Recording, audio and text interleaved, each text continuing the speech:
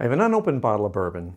I've got this cool little pour spout that has elk-like qualities and pretty blue thing up there. Fancy new guitar. Let's do this.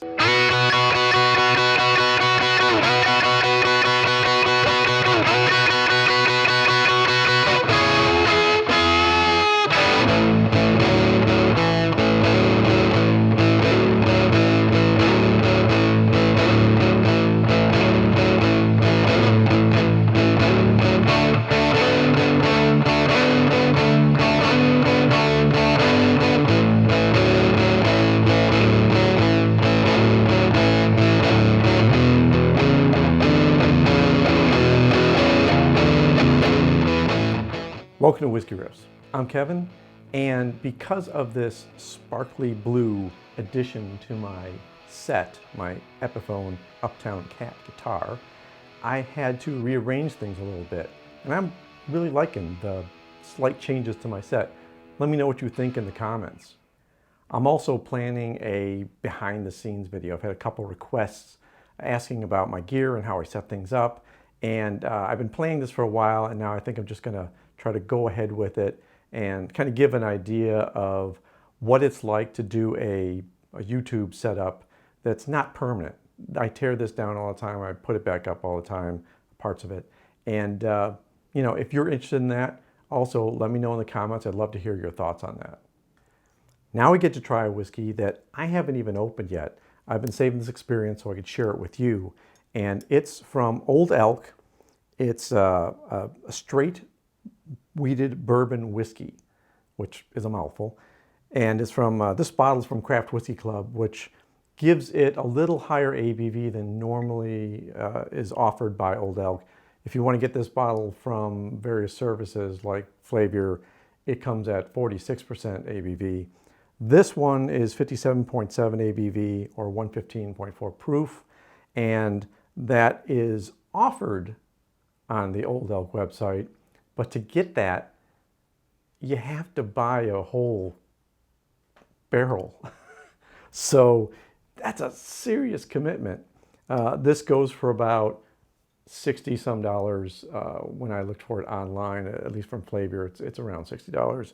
And I haven't been able to get it too many other places. I can see their straight bourbon more commonly than their straight wheated bourbon, and certainly not at this ABV. So if you're really interested in the higher proof and you're not part of a whiskey club that offers it, then try a bottle first. But if you love it, hey, you can get a whole barrel.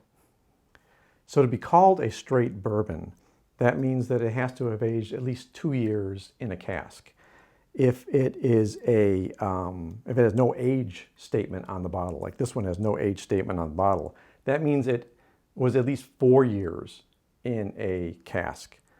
This actually, the Old Elk website said that this one is a minimum of 5 years in this bottle. So let's go ahead and get this bottle open. I've been waiting a long time for this, and I really want to savor this experience on camera with you. When this thing came with this fancy pour spout, it was kind of different. I'm like, wow, I've never gotten a pour spout before.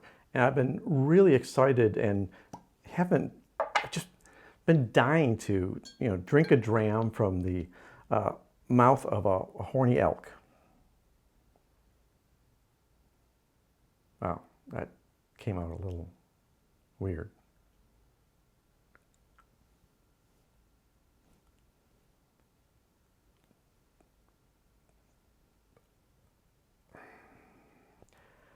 Okay, let's just pour the bourbon. See how well the elk pours.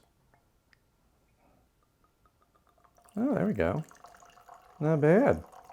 Good job, little elky. It's a little slow of a pour. It's probably good. Maybe I should have pour spouts more often. Pour spouts more often. It keeps me from pouring too quickly. All right, we'll leave happy little elk here, and it's a nice cork too. Good wood. Very pleasant experience. The whole experience is right off the bat very pleasant. Because this is called a bourbon, what are one of the requirements for bourbon? 51% corn in the mash bill. Because they have to have at least 51%, but Old Elk really wanted to make this wheat forward. They capped it at 51% for the mash bill, and they put 45% of this as wheat in the mash, and the remaining 4% is malted barley. Now, Old Elk Distillery is based in Colorado, where so many distilleries have been popping up in recent years. It's lovely to see new distilleries and experimentation and all the rest that's happening in the whiskey industry. So it was started 7 years ago by Kurt Richardson. He picked a CEO, his right-hand man, as Luis Gonzalez, and they decided to really do it right. So Kurt made the smart move and recruited Greg Metz, a 38-year veteran from MGP. He was a master distiller there, and if you don't know MGP, they're massive. They're located in Indiana, and they source whiskey for a lot of whiskey distributors and distilleries in the country. It's common to take whiskeys from MGP or rye from MGP and like change them a little bit, maybe age them a little bit more, or request a certain mash bill from MGP. But the distillers there know what they're doing. So this was a big win for Old Elk to grab someone like Greg and run their distillery process. So let's see what this whiskey is about. See what the Elk has poured for me here. Very, very common bourbon notes on the nose. The sweetness, the caramel. I get a kind of like a cake topping sweetness on the nose, like a marzipan note. The deeper I go with that, the sweeter that nose is. For me, wheated whiskeys always do have a sweeter taste than just a straight bourbon. There's a little bit of cherry notes in there. Not getting too many fruit notes, but there's a nice vanilla note. And the typical caramel and toffee type notes. So you're going to get a little bit of burn because this is a higher proof cask strength. So that's the initial flavors. There's a spice, very hot on the throat. Nice long finish. On the second taste, I'm getting a little bit of raisin, fig. I'm getting a lot of wood notes, like the oak or kind of like a cedar chest. Nose now, maybe that's because I drank some of it. I would not call this a complex whiskey. I would call this a satisfying wheated bourbon. This is comfortable and maybe even a little more comfortable if we add some water to it.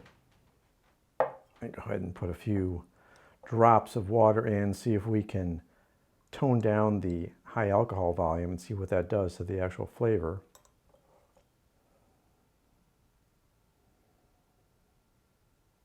So the nose changes a little bit. I'm getting some more spice on the nose. So maybe I brought some of those oils up. I actually think it made it spicier, toning that down. After adding water, I'm getting more of the wood spice. It actually may be less pleasant to add water to this. This might be a whiskey, though, that could handle ice if you enjoy ice with your whiskey, because I think the ABV will let it linger longer than a lower proof whiskey would. I get a little peppermint note now. Not on the nose, just on the taste. It's kind of part of the oak spice. Yeah, it's nice with the water also. I think I'd prefer it at the full cask strength. There's more flavors there. There's, like I said, that initial hit is a little intense, but after that, it just calms down, and it's a good comfortable whiskey, you want to sit and sip some wheated bourbon, this is a really class act. I don't know if you need to add the elk mouth to it, but man, it was just nice of Craft Whisky Club to include that with it. I don't know if it comes with any of the other bottles. What do you think, man? It certainly is noisier to pour with the elk. Yeah, I like it better with the stronger ABV. It's good for me. Your mileage may vary. You drink whiskey the way you like it. Don't let anybody tell you there's a bad way to drink whiskey. It's just your choice, your preference. It's always correct.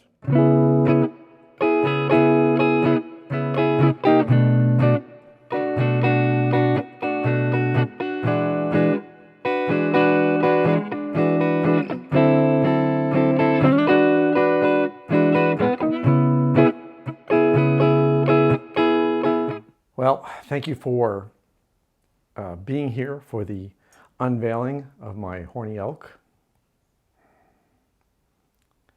That's still awkward. I should never say that. I'll stop saying that. Let me know if you have any experience with the Old Elk whiskeys. Tell me in the comments what you think.